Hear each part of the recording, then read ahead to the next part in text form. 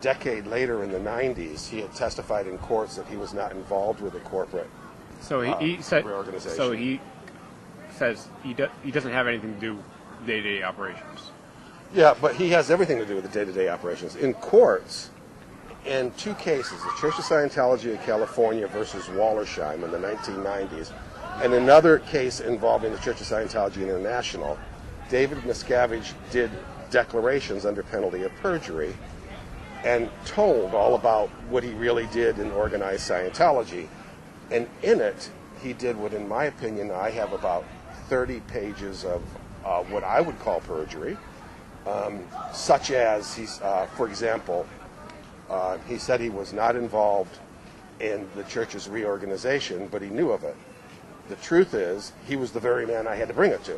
So you personally had to bring everything to him? I personally had to bring it to David Miscavige for approval. Physically. I sat in the room for hours with David Miscavige going over how he and his group could control the money funds of Scientology, what you could do with the reserves of Scientology, how to get money from the various local organizations, how to protect the assets of Scientology, everything. So he not only was involved with it, he was the final approval of the thing.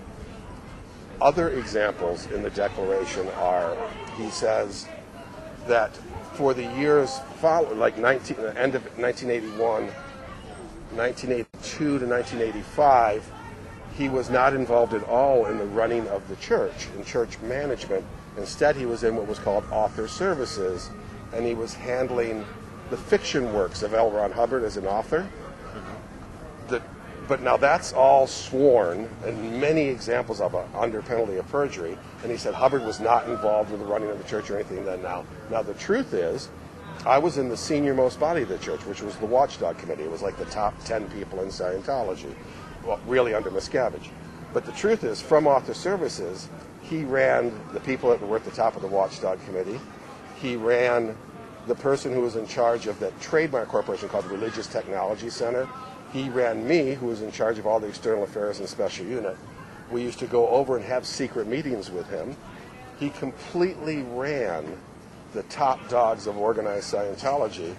And what he would say in court was, how could I ever have the time? There's thousands of people, and how could I possibly do it? Well, he didn't run. He didn't approve the purchase order for toilet paper in some little organization.